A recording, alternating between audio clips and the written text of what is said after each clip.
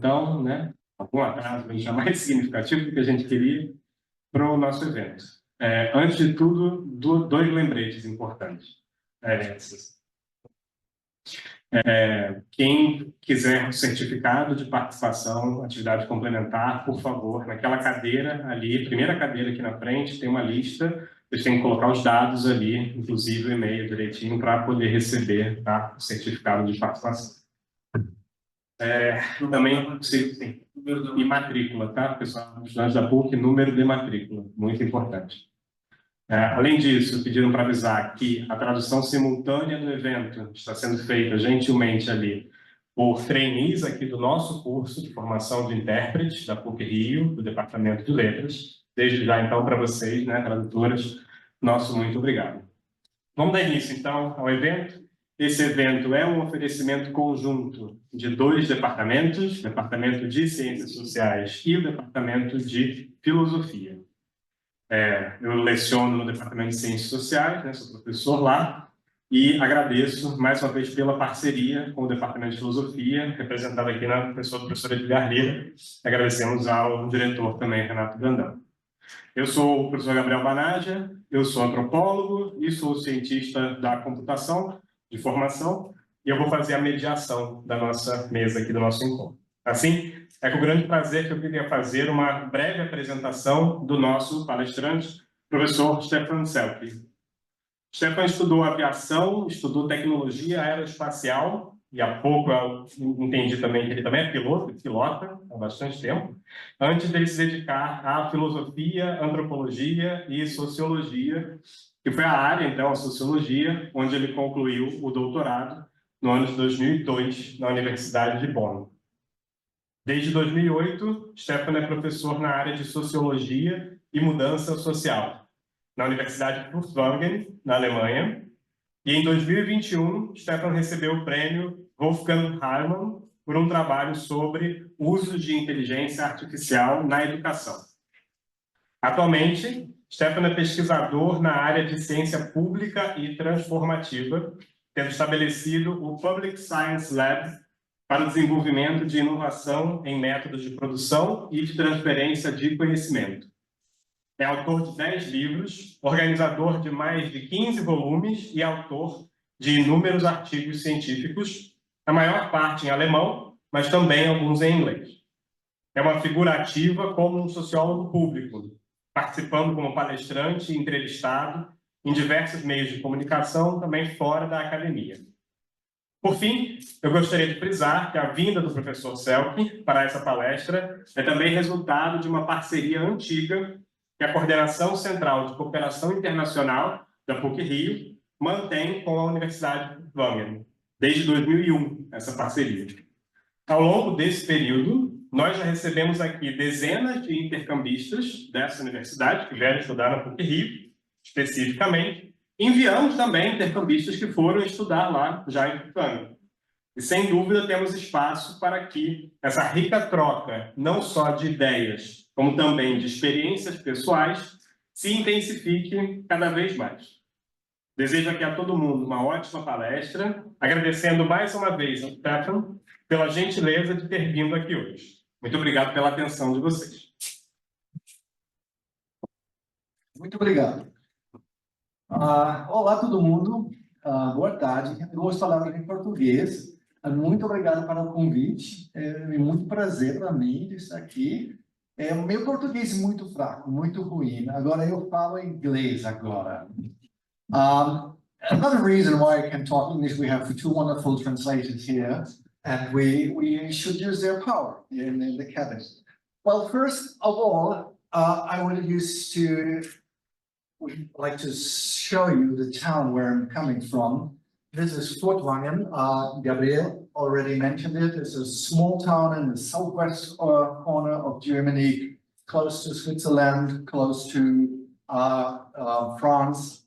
And it's located actually in 1,000 meters above sea level, higher than the Furtwangen. And it looks like this in summer and like this in winter. So if you really want to experience Frio, then you have to come to the winter in Black Forest. It's a small university which was founded in 1853 as the German clockmaker school. In the 19th century, Furtwangen, this town, was the center of the German clockmaker industry. Nowadays, it's a university more or less comparable to the PUC. We offer 40 study programs ranging from engineering to health sciences, computer sciences, medical sciences, media design, media technology, so a full range of programs. And hopefully we can kind of restart this partnership between the two universities. This is one of the ideas. So I want to start with my lecture now. Just rearrange it a little prologue, because I will talk about artificial intelligence from the perspective of a social scientist and not from the perspective of a computer scientist. And that's very important, because I think at the moment artificial intelligence is the #1 topic, very important topic. However, there is a blind spot in media discussion, in the discussion about AI, because usually the technological perspective about the functions and the potentials of AI are in the center. I want to emphasize how important it is to adopt a social and a cultural science perspective on artificial intelligence in my lecture. Because that's my mission as a sociologist. And I want to start with some considerations and corrections. As I mentioned before, there's a lot of media attention for this topic at the moment. I myself am regularly giving talks on radio, television in Germany and Austria, for example. This is an example from Austria. And I understood from these experiences that most of the people do not really understand what AI, artificial intelligence, is or can be or will be in the future, because we are just thinking about technological potentials. And I think it's important to correct this perception. And I want to make 3 corrections at the beginning of my talk. #1 correction is, very often AI is referred to as a simple technology, or simply as a technology. However, I think this is too superficial to think about AI as a technology, because it's more, it's an element of our contemporary culture, and even more, it's an element of our future culture, and we have to understand it. And this is our topic today in my lecture, in my talk. And the crucial idea is, the crucial question is, has AI the potential to substitute the classic religion, what we consider as a religion? If we don't see AI as part of culture, then we don't understand really this phenomenon. The correction #2 is, very often AI is just claimed as a neutral tool, simply a tool. And it only depends on what we're doing with this tool, if AI is dangerous, good, or whatever. As a sociologist, I see things completely differently. AI is not a neutral tool. AI is not simply a tool, not a simple tool. And I want to explain in my talk what AI, how we can see, how we can correct this perspective of science. In a nutshell, this talk is about AI from a social science perspective, not from a technological perspective. It's not about functions or potentials of AI, but about meaning. What does AI mean or will mean in the future for us? And to be more precisely, it's about the attribution of meanings. What kind of attributions do we apply to AI? What stories do we tell about AI? Stories that help us to understand them. Now, my presentation has 3 parts. The starting point is a reflection about the social function of AI in our contemporary society. It's a rather pessimistic view on our contemporary society. The leading question is, what are the times we are living in? The second part is, in the second part, I want to present the 4 typical future narratives, which are coming from the transformative sciences. That's an area of research where I come to. And in the third part, based on these findings of the first and second part, we can discuss the phenomena of AI as a substitute for religion. Why is there a kind of renaissance of messages of salvation in the form of faith in technology, in super technology? What does this make with us? How does it fit? So this is the program of the lecture. Let's start with the first part, future as a catastrophe. It may be a little bit weird or strange to start a talk about AI like this, but my argumentation starts with a perspective on our contemporary society and not exactly with AI. Well, if AI is supposed to provide us with comfort, then the question arises, why we need comfort in our times, in our society? Perhaps because we're living in times of an age of crisis. And that's the basic idea of the first part of my. Do we still believe in the future? Do we still believe that there's a better future for us, for all of us? So in the following part, I want to outline how it feels and how it feels like to live in an age of exhaustion. Even if you wanted to, unfortunately, there is no start from the crash. It's impossible. It's not possible to start like here in the picture, just to shift the button to reset the button and start again with our planet, with our civilization and everything. We are living, as you all know, in times of the Anthropocene, it's called the Anthropocene. Little by little, we are paying a price for the way of our living. Social science theories, many social science theories, call our times confusing or fragile or whatever. Some critics even speak of holy crisis. And I want to outline this a little bit. What means holy crisis? It means that we can observe increasing exhaustion on 3 levels. Firstly, on the individual level, more and more people feel overwhelmed from our times. The French sociologist Alain Ehrenberg coined even a term for this, the exhausted self, to describe this situation. At the same time, more and more people are afraid. And unfortunately, fear prevents resilience. Everybody's talking about we need more resilience.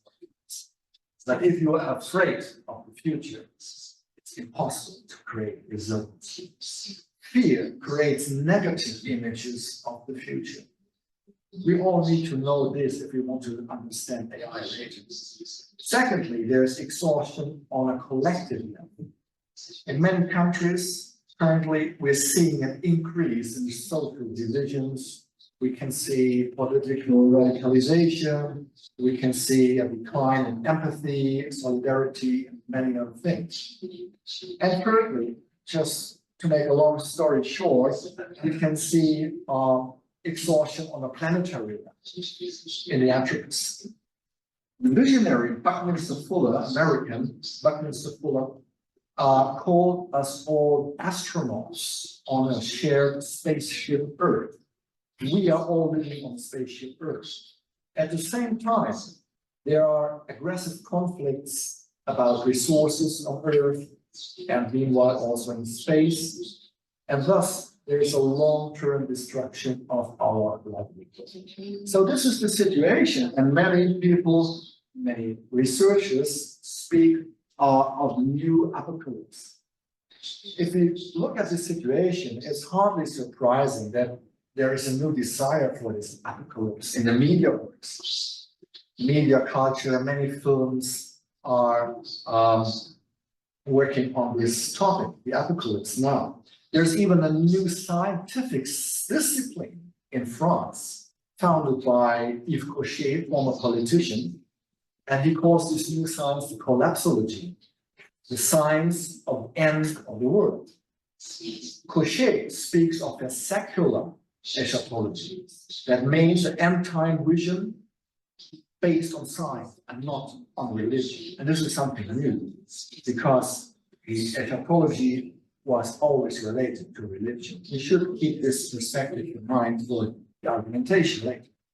Now, what happens to us when we listen to this kind of argumentation, to the future as catastrophe? How does it feel? And the answer to this question from an empirical point of view is frighteningly clear. I've done and analyzed some empirical studies, or compared empirical studies, mainly in Europe, for example, in Switzerland, Austria, Germany, but also in the United States and China, about the teenagers and the young adults, how they feel at the moment in contemporary society. And most of them are frustrated. Most of them are worried about the future. Probably this is not our culture, because people in the sector of education are in positive mindset, but from an empirical point of view, most of the people lost interest in the future. There is a clear trend that the young people, and many empirical studies show this. For example, in Europe, over 2/3 of the younger people have given up themselves. The number of pessimistic teenagers has increased dramatically in the last years and decades. So those people who have most future in front of them are most frustrated. Their basic feelings are anger, resignation, hopelessness, frustration, and non-optimism. This is the basic feeling of the current situation, at least in Europe. I don't have numbers for Brazil, for Latin America, but just keep it in mind. What are the consequences? One of the consequences is addressed in a very influential study from Switzerland, which is called the Swiss Hope Barometer. It's about the number of the decrease or increase of hope in society. And the central message is that the next generation lacks three aspirations. Firstly, a fundamental belief in the controllability of the world. They don't see themselves as those who can solve the problems, their own problems and the problems of society. So they lack confidence. And they also lack their own activity, their own contribution, active contribution in what we call a great transformation, necessary transformation of our society. So we should keep this in mind for the argumentation about artificial intelligence. We suppose to save the world, the younger people are resignated, are hopeless, and they don't see themselves as change agents. Another important question arises here. Was there ever a time when people believed optimistically in the future and thought everything was possible? And the short answer is yes. Optimism about the future has always been produced in the form of changing stories of progress. And this is my field of research: stories of progress, future stories, future narratives. For example, these are just some examples from the 1900s. People believed in modern technologies like X-rays to monitor public spaces, or skyscrapers running on rails. This was increasingly modern. Nothing seemed impossible when we speak in 1900s. The point of these stories of progress is that people believed in the promises of technology, regardless of whether the promised function turned out to be plausible or not. So it was about the belief and attribution of meaning, as I said at the beginning. These were promises, messages, strong messages, and it was not about the truth of the technology or the potential of the technology. My favorite example is the space age. I did some research about space exploration. Currently, I'm writing a book about space exploration. So here is an example from the 1950s, the 1960s, the so-called old space age. These are cover magazines of Collier's, a magazine from the United States. And you can see that this period was bursting with future exploration. Everything, even traveling to the moon and Mars, seemed to be possible, even the colonization of Mars. And in these times, in the space age, this was an area of perceived future wealth. I call it future wealth. Maybe you've heard about the New Frontier plan of the former American president, John F. Kennedy. It was not only about the conquest of the moon, not only about flying to the moon. Actually, it was a master plan for a utopian society full of optimism and utopism. And during this time, everything looked like future, everything looked like space, everything looked like a promise. Cars, fridges, toasters, everything, and even more songs, ideas, goals, fashion, architecture, design, everything was full of euphoria for the future. Unfortunately, we can't go back to this age because the spirit of optimism in the 1950s and 60s was largely based on ignorance. Today we know better. Today we know that our resources are not limitless. Today we know that we have to regard different values and different goals. We cannot and must not return to such an uncritical and naive vision.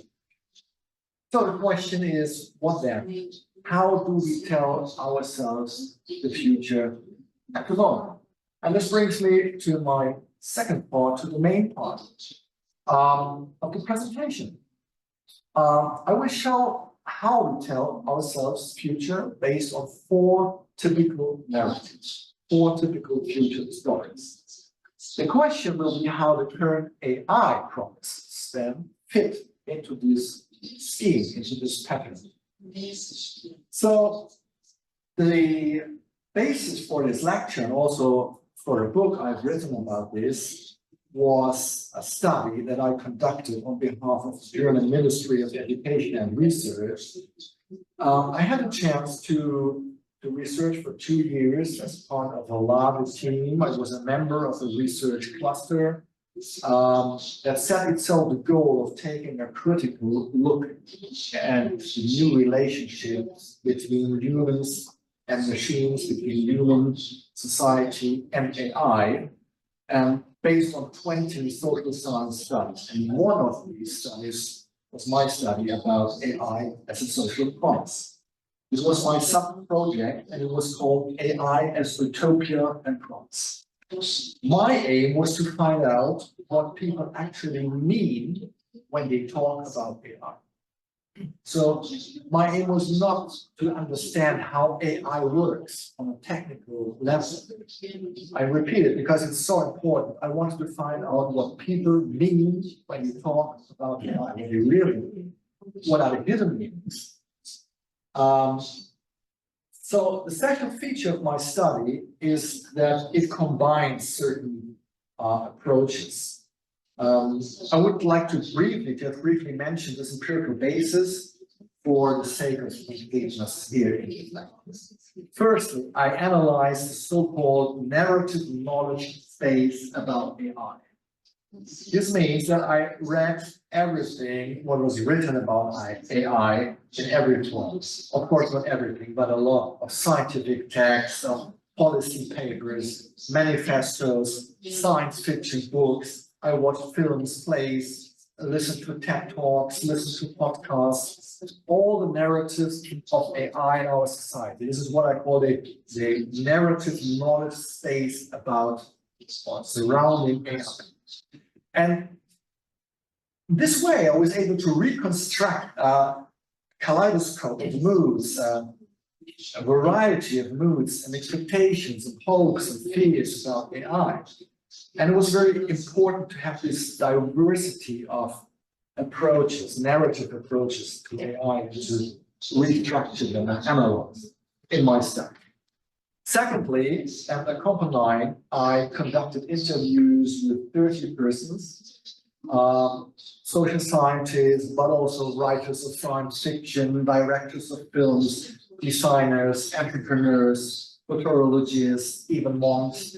So all kinds of person who think about AI in our times. And these conversations help me incredibly to get a better feel for all the levels of meanings of it.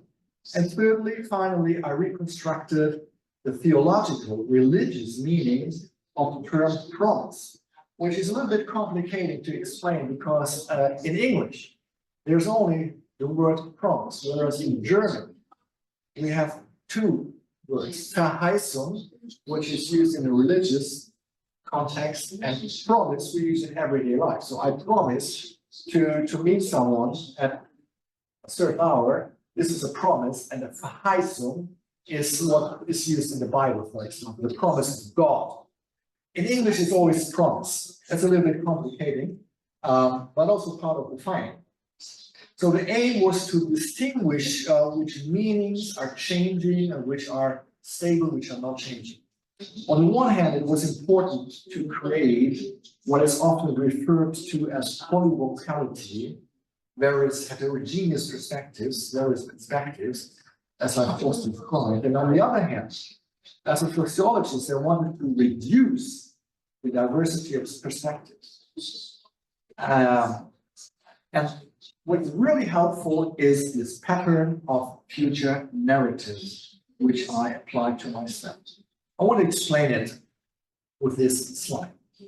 In modern societies, we assume that our future can be shaped vividly. So we are designing, we're shaping future as individuals, as a society. And at the same time, our ideas about the future are fraught with uncertainty. We call it contingency.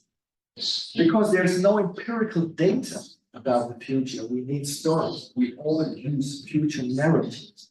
Stories about the future are the quintessence of a collective process that we call doing future together.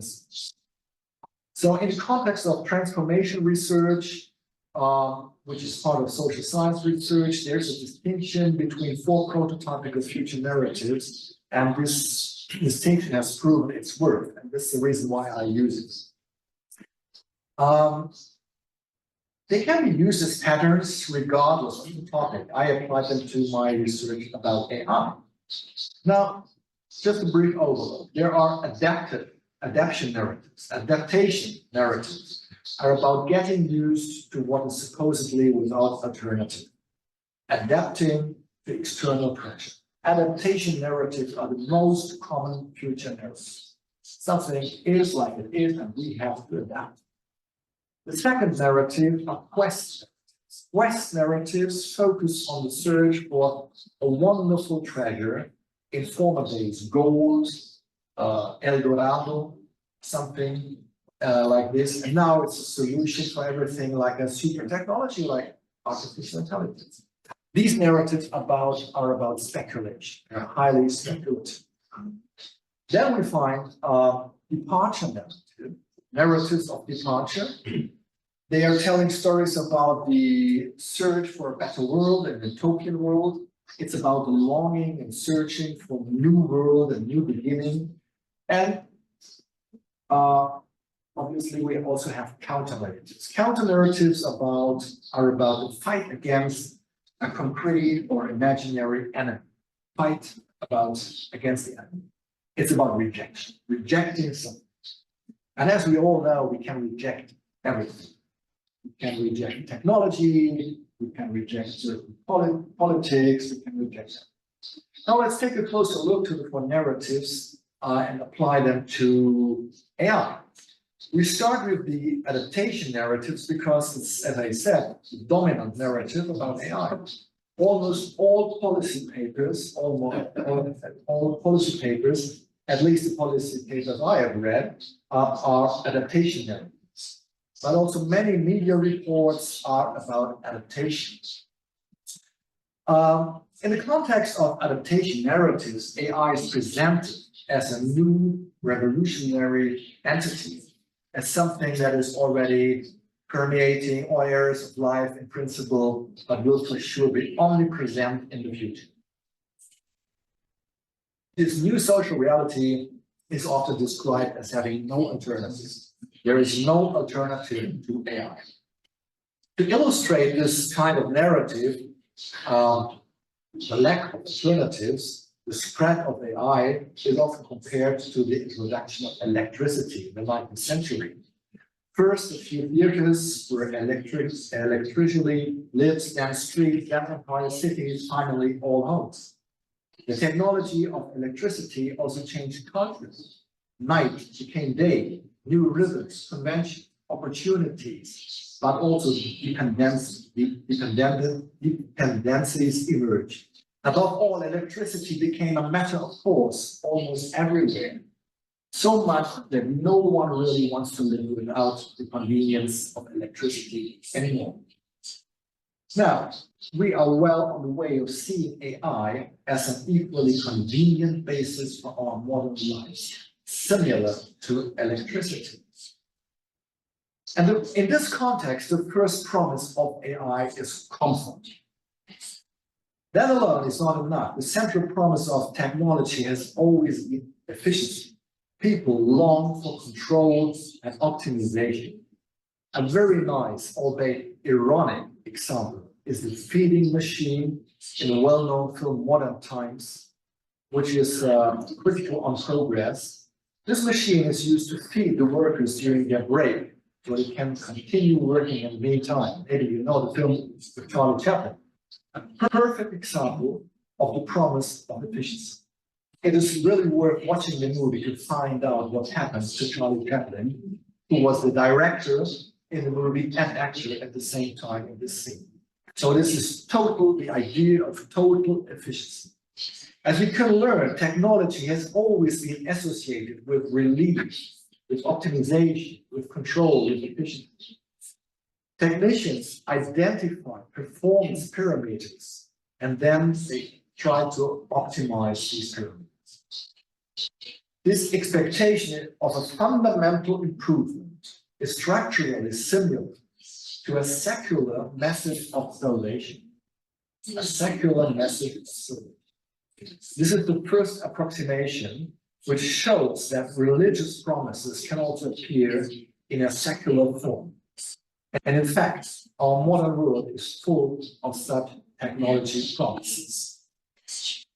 So the question is, what happens in practice in the context of adaptation narratives? Essentially, we're currently experiencing a large number of tests, of acceptance tests. We are consciously or unconsciously testing how far we can go with AI. How quickly and how sustainably do we get used to change? Researchers call this shifting baselines. Shifting baselines define what is normal, what seems normal to us, and what is not normal. It usually takes a generation for us to get used to completely new conventions. And perhaps in the age of AI, these shifting baselines happen more quickly. One prominent example is the use of AI in art. In this case, AI independently recreates portraits of former German Chancellor Angela Merkel, imitating the aesthetic styles of the Austrian artist Gustav Klimt, as you can see here in this slide. We may consider this a simple public relations stuff, but I think it's more. We are getting accustomed to these potentials and conventions of AI. These acceptance tests are currently taking place in all areas of society, in medicine, mobility, also, unfortunately, in the area of autonomous work, as we can witness at the moment. So, if AI is without alternative as electricity before, then there will be no stop sign for AI. We simply adopt. At the beginning of my talk, I mentioned that I have watched a lot of science fiction films and read a lot of novels about AI. In this process, I've learned one thing. In addition to numerous acceptance tests, we are gradually becoming accustomed to AI through many pop cultural representations. My favorite example, and this was just one example, is Captain Future, former pulp series from the United States. Many things, many potentials of AI were anticipated in this pulp series. Many things that still concern us today. And pop culture is always about a relationship between humans and intelligent machines, like this series of Captain Future. The crucial question, however, is who, in the end, is actually human, the human or the machine? These entertaining media productions of technology have influenced us all. We could all name numerous examples. Science fiction, and we all read science fiction or watch science fiction movies, is a great laboratory of imagination of future societies. Future societies are anticipated, especially with regard to their ethical challenges. To be honest, I've learned more about AI from science fiction novels than from boring technical or even scientific texts. AI in staging has always gone together. This always also shows this example here. The function of staging of staging becomes particularly clear when it comes to the human likeness of artificial beings. You all know the movie Blade Runner, I think, which deals with the fact that humans can no longer be distinguished from so-called replicants, machines who look like humans. Yesterday, in the times of Blade Runner, this was science fiction, still science fiction. Today, nowadays, in our current society, Hiroshi Ishiguro not only builds robots in his intelligence robotics laboratory, but also so-called guinea-pigs, robots that look exactly like humans, in this case, like a double of himself. Is there really a scientific interest behind this, or is it more of a deliberate provocation to gain an advantage in the growing market for humanoid robots? What is certain is that Ishiguro and others are telling increasingly speculative stories, future stories. And this brings me now to my third narrative, the quest narrative. After all, this narrative form of the culture is based on recognizing in AI a solution for almost everything. AI is a solution for almost everything. And the question is, how do we react to this highly speculative exaggerations? In my conversations with experts about AI, a metaphor was used again and again. Life with AI will one day be like living in the land of milk and honey. Every wish will come true without any effort. This is the promise of super technology AI. AI makes everything possible without effort. And this is the key that opens every lock. The tool that makes everything possible like a dream. More expectations it's hardly possible. These stories about a perfect world and a perfect future seem to fit AI so perfectly that it takes a little effort to question this perspective. What is the source of these highly speculative promises? Now, one source is the longing for a super tool, and this is very old. It goes hand in hand with an insight into the subjectivity of human beings and our emotionality. The question is, can machines help us? The German philosopher Martin Heidegger was already thinking about control as a basic principle of shaping the world in his lecture 1967 about the origin of art and the destiny of man. And in this lecture, he said, the scientific world is becoming a cybernetic world. The cybernetic conception of the world presupposes that the basic feature of all calculable world processes is control. So this is the longing for control. The fascination with cybernetics became the promise of AI. And my next example shows this clearly. Quest narratives are very ambitious. They are highly speculative. They exaggerate, as I've said before. And one example is the Venus Project, which was founded by the self-taught social architect Jacques Fresco in Florida in 1975. You still can visit this project in Florida. His aim was to radically redesign society. With the help of technology, everything should be better. Technology should solve all problems of humanity. And he wrote two manifestos, one called Looking Forward in 1969 and one called Designing the Future in 2001.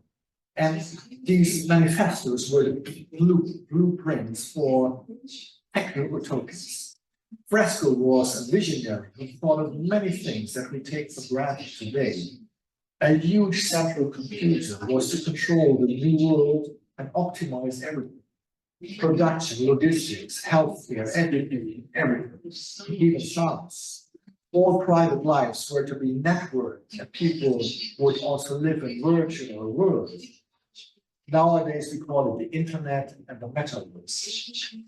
So the Venus Project was to become the basis for a new world civilization, which was the desire, which was the promise, with the help of a central supercomputer. The thing is, in the end, this is no longer the world as we know it. This is another world. And we have some descriptions for this change in social sciences. We all know that from Max Weber, the famous German sociologist, the term Verzauberung, Entzauberung, demystification or disenchantment thesis you might have heard about. The starting point is the fact that we all need models for understanding the uncontrollable and contingent world we live in. Initially, these were oracles, prophecies, and with the Enlightenment and latest with science, rational explanations were offered to understand the world we live in. Max Weber called this Entzauberung, disenchantment, demystification. The world was de-enchanted because scientific thinking pushed back magical thinking. This picture is a famous monastery library of St. Gallen in Switzerland, and it just symbolizes the fact that science provides us with facts using powerful tools of theories, of models, all these tools of science. We no longer rely on feelings. However, this development also includes the fact that the world has become increasingly secular and faith has retreated. Or maybe this is a misconception. Possibly, because the example of AI, and now I have come to speak of AI, in particular shows that there are new models of explanation in our world, or for our world, that we no longer understand. We're talking about the black box of AI. We are now relying on calculated correlations instead of causalities in more and more areas of life. The philosopher Hannah Arendt recognized this trend early on. She criticized the fact that more and more experts are looking for formulas with which to calculate the world. Calculations are gradually replacing judgments, including moral. Numbers are replacing everything.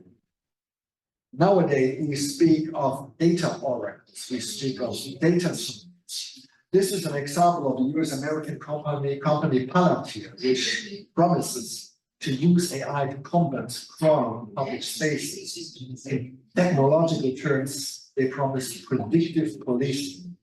And it's increasingly complex. Nobody can understand it. It resembles an oracle. For most people, AI is incomprehensible. It's opaque, it's non-transparent, it's on a technical level, it's a black box.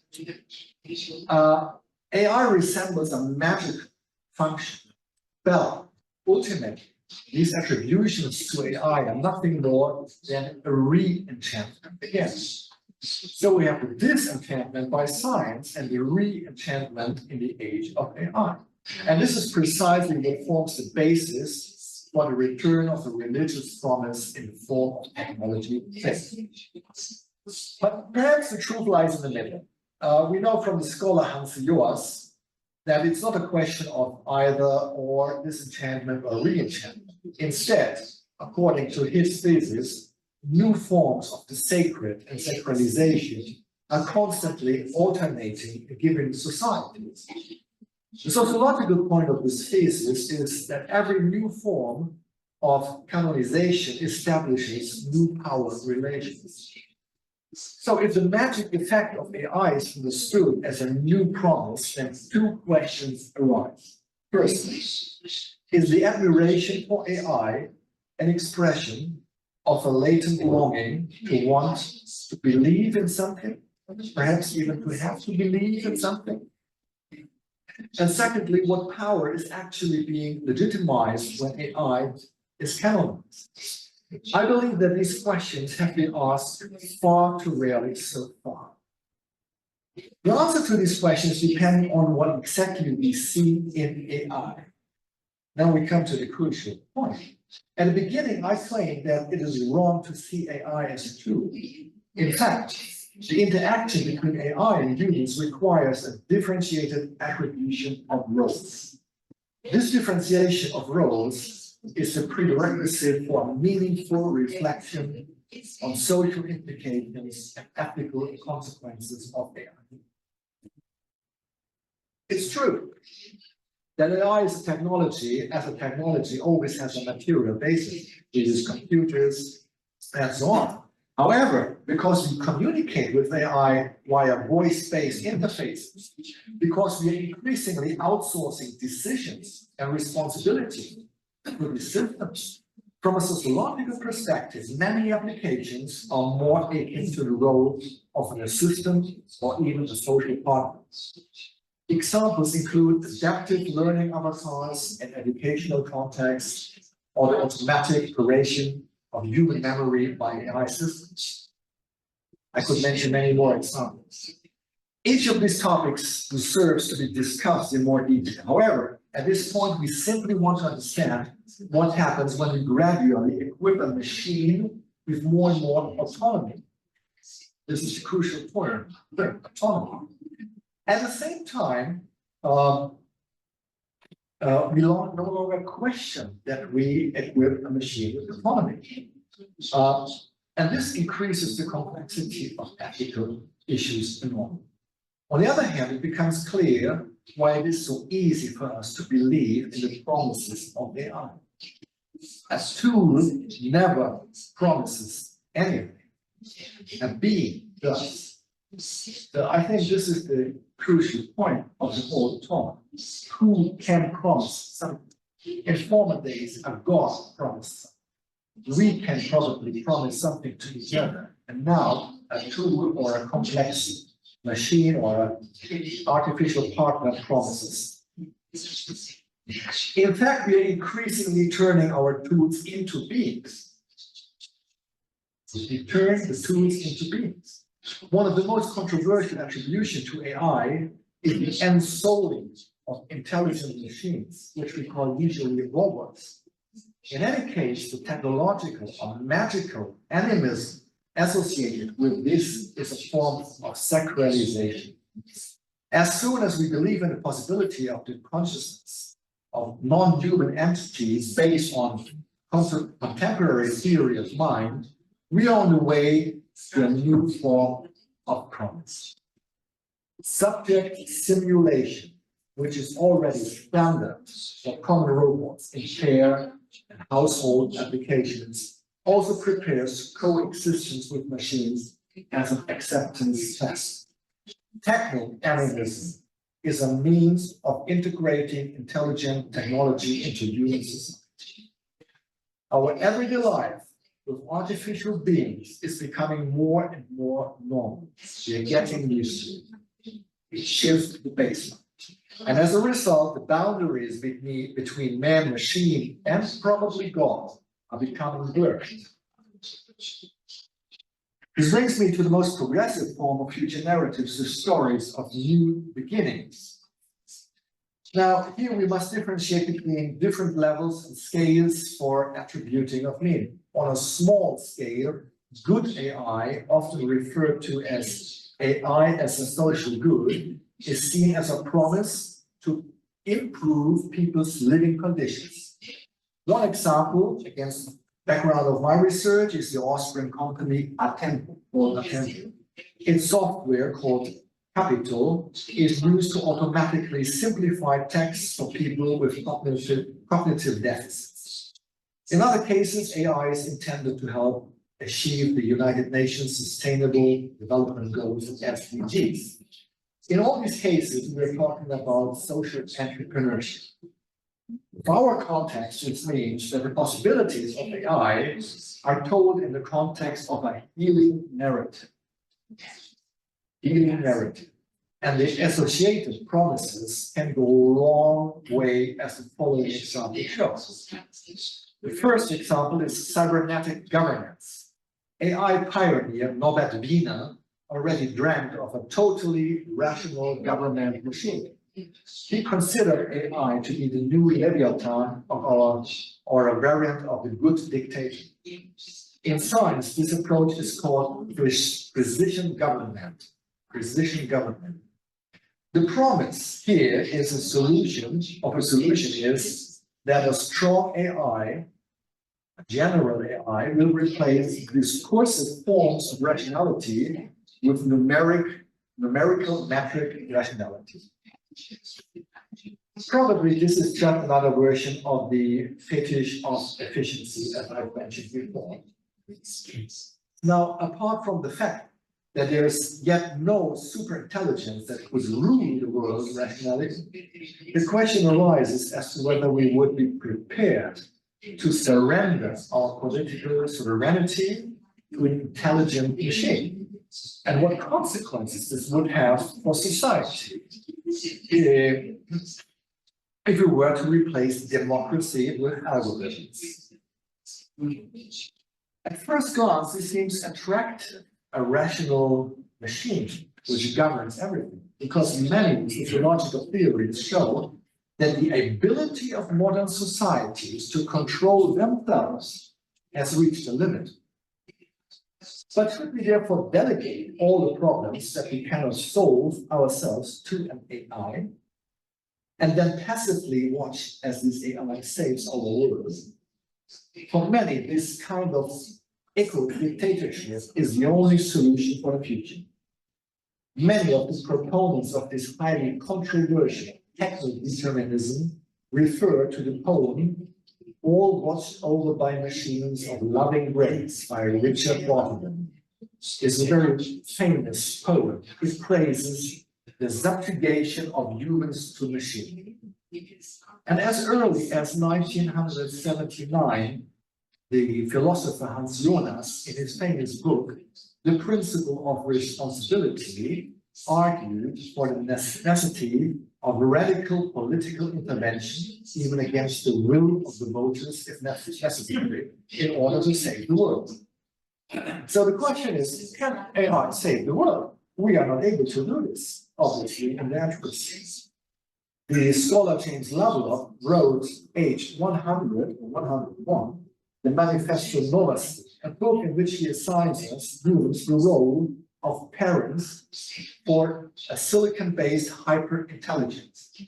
AI, he claims, would be understood as the descendants of humans and their biological intelligence. In other words, with the help of AI, humanity would optimize, again, optimize itself to the point of self-extinction. We optimize the world, but then we no longer produce. Against narratives, very shortly, are also very important in the context of AI. One reason for this is that negative images and stories work extremely well in the economy of attention. Most science fiction stories are dystopias. It took me a long time to find one single utopia about AI. Most of the science fiction films are dystopias. Now, you may know all these examples. Intelligent machines always have been criticized in art and culture. There's a long line of tradition from the classic horror novel Frankenstein to the current movie Furtwangen, the fear that machines could come to life. I skipped this a little bit because we'll think later time. I just want to show you this example because I think it's really, really important. More and more people trust an AI rather than a human being. One example is this suicide capsule named Selke, which has already been approved in Switzerland last year, or 2 years ago.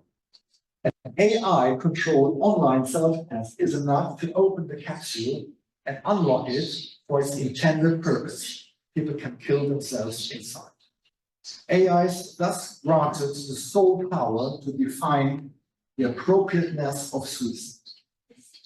And this example shows that we have to consider a new complexity of ethical problems and questions. This illustration shows what happens depending on the role of AI, whether we see it as a tool, as an assistant, as a partner, or probably as a superego. The level of complexity of ethical questions increases. I think we don't have time to go into details here, but it starts with usability problems, and in the end, we have highly controversial ethical problems, as I've mentioned with this example of science. Before I come to the last part of my presentation, I would like to venture a brief interim conclusion to quote a colleague who is an anthropologist and who was part of my study. On the one hand, the basis of contemporary technological promises are highly speculative narratives of the future. Here, AI promises follow the traditional techno-utopias. On the other hand, the current development of AI makes it clear that technology is being increasingly valorized and charged with meaning. As I said in the beginning, it's about the attribution of meaning.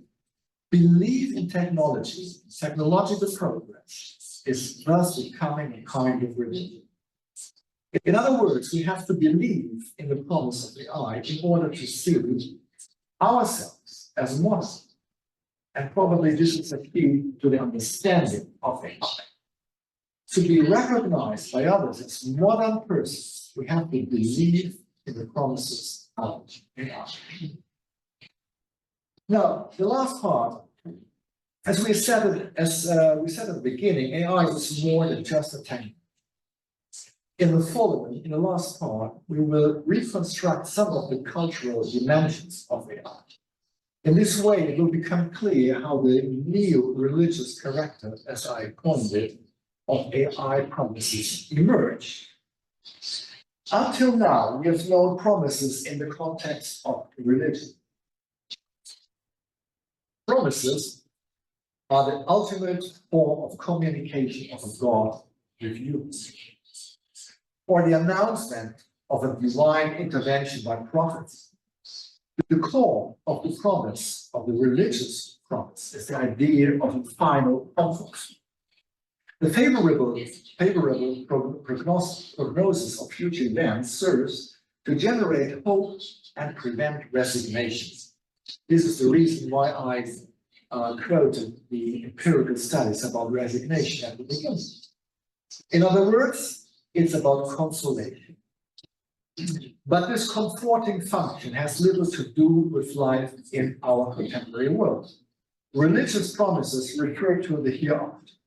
From an eschatological perspective, it is even about the final promise, the continuation of life after death. Every religious promise is dialectic, an eternal interplay between promise, expectation, and the occurrence of the positive event, or the renewed reproduction of hope if the desired event does not occur. Believers are experts in this dialect. What changes with AI is the temporal horizon of it. Technological progress stories are radically this-worldly promises of it. They are based on convenience, habituation, efficiency, optimization, as I've mentioned before. The promise of salvation refers to the technological potential of technology in its heterogeneous fields of application. What has not changed, however, is the dialectic between expectation and discipline. The best example of this is the constant stream of new announcements of a coming superintelligence. For believers in the religion of technology, it doesn't matter if the predictions don't come true and have to be corrected again and again. This kind of promise is immune to empiricism. This makes a central characteristic of a religion. Faith is different from knowledge. AI promises contain both elements and much more. AI promises are an element of a new culture. This is emerging in places of future thinking, such as the Silicon Valley.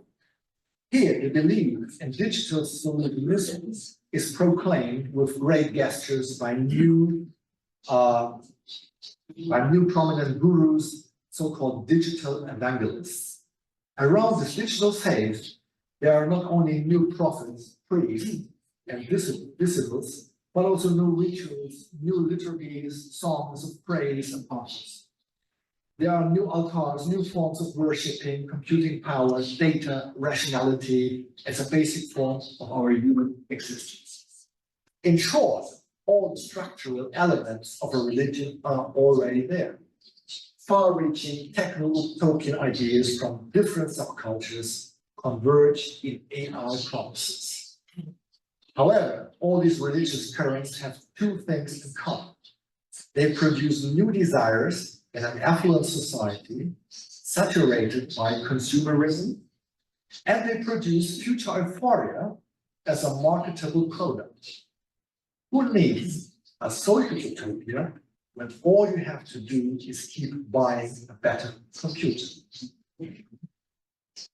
As early as in the 1960s, computer pioneer Joseph Weizenbaum described how the world would be transformed into a space of numbers.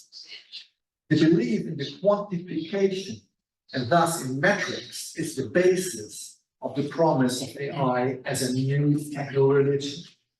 Expectations of the power of metrics are undoubtedly taken on religious traits. Forms of these worships are datafication, dataism, or big data as a belief system. Data, more and more data, is seen as the universal solution to virtually all challenges. The belief in data thus takes on a similar function to religion. It is about stabilizing society in unstable and exhausted times. Data serve to reinterpret contingency by the means of correlations. This can be seen as a new form of salvation. The associated feeling of relief as a sublimated form of redemption becomes more and more commonplace and self-evident in societies. In metric cultures, and we live in metric culture, numbers and data are used to compare people, their performance in all kinds of fields. This creates new social conventions, but also new forms of discrimination. But this is a separate topic, and we don't have time. What is important here is the creeping change in the way we think, feel, and act as a result of the seemingly unchanging belief in the power of quantity. In the everyday religion of digital solutionism, the possibilities of quantification displace the views of the qualitative processes of life. The key point here is that the sphere of promises of salvation, fantasies of redemption continues to expand. AI is seen as a promising mystery. It works, but it cannot be explained. This means that AI is open to all kinds of substitute actions and can essentially be grouped around new ideas of God or godness. The promises of new, sometimes radical solutions from AI, seen as a huge machine of possibilities, resemble the omniscience, omniscience, omnipotence, and omnipresence of God. And we are only at the beginning of this road. The following two examples show what is already possible and how far we can go. AI has already been worshipped as a god in its own AI church of the future. The church was founded by Anthony Lewandowski, a former employee of Google. The aim should be to promote the ethically correct development of AI and maximize the chance of creating future non-biological life forms into human society in a peaceful and beneficial way. Quote from his manifesto on the AI church. There are many ways people think about God, but they always look at something that is not measurable or that you can't really see or control. This time it's different, Lewandowski says. This time you will be able to talk to God, literally, and know that He is listening. Meanwhile, there is another highly interesting example. You all know, ChatGPT has already preached independently in churches. It is up to us to discuss where this journey is going or should go. One extreme expectation of salvation is the abolition of death. Since Hans Moravec's pioneering work, Mind Children, trans and posthumanists have believed in the possibility of a disembodied, continuous existence in the form of data. Moravec called the technical process required for this upload of the mind, the dissolution of the biological brain into a data mind. Upload also is the title of a comedy series that deals with this form of immortality. Maybe you know. Oops. This means that the belief in data has finally arrived in pop culture again. Pop culture serves to get acquainted to the new shifting baseline created by AI. Now, this brings me to a kind of summary. Our starting point was the search for worldly comfort in an exhausted world, the world of crisis, of holiness. This world is characterized by social disintegration, characterized by economic competition, by ecological destruction. The consequences, as many empirical studies show, are resignation and hopelessness in the next generation. The German sociologist Georg Simmel has worked out that humans are the only beings who not only suffer, but suffer from suffering. As an antidote to this reflexive form of suffering, consolation rituals, symbols, and rituals were invented, as philosopher Hans Blumenberg describes in his Ethics of Consolation, very famous book. Every society has forms of consolation on offer. Maybe not the same, but reasonable tools for consolation. To reduce the suffering from suffering. For a long time, religions guaranteed comfort. Their rituals and promises alleviated the suffering of suffering. For the religious scholars Thomas Lawson and Robert McCauley, the church serves to create radical openness for new states of consciousness. That is just another word for transcendence. Lewandowski is concerned with these new states of consciousness with his AI Church of the Future. And it is about new states of consciousness, wherever robots simulate subjectivity of humans. Now, can this be applied to AI promises? In the cognitive theory of religious enlightenment, the abstract concept of the superhuman agent plays a decisive role. This agent is a metaphorical paraphrase for a God who is experienced in the confrontation with contingency. It makes no difference whether it is objective truth or theological reality. From a theological perspective, divine otherness is simply defined by unimaginability. From today's perspective, AI seems equally unimaginable to the vast majority of people. Even if on closer inspection, AI is a machine constructed by humans. It is simply a machine constructed by humans, and we can't imagine it. So we can ascribe the characteristics of a superhuman agent to AI. And this is exactly what religion is all about. AI offers worldly comfort for the challenges of the here and now. It serves as a catalyst for hope and a ground for future euphoria in secularized and exhausted society. I don't know if we should call this consolation or comfort, but there's no doubt that AI serves as a contemporary substitute for consolation. Now the question is AI in the end a religion? I don't think so, because believing in numbers, data, and algorithms, and worshipping the black box of AI may be about relief and redemption. However, in the end, it is a form of redemption without enlightenment. Promises have a central social function. They translate between the empirical world we live in and the world we can imagine, a world we want to live in the future. For this reason, we should use every form of promise as an option for future design, especially AI promises.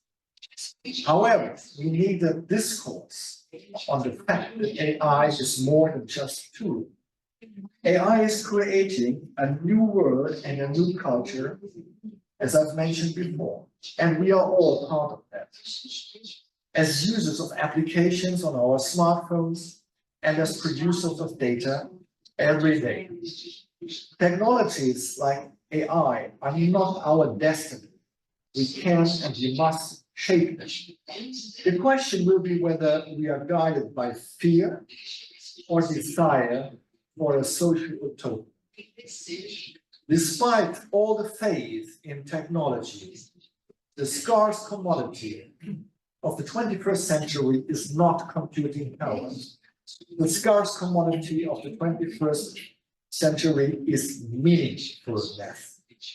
And AI can never provide us with this meaning. This is still the domain of us humans. Thank you very much for listening, and I'm very curious for your questions now.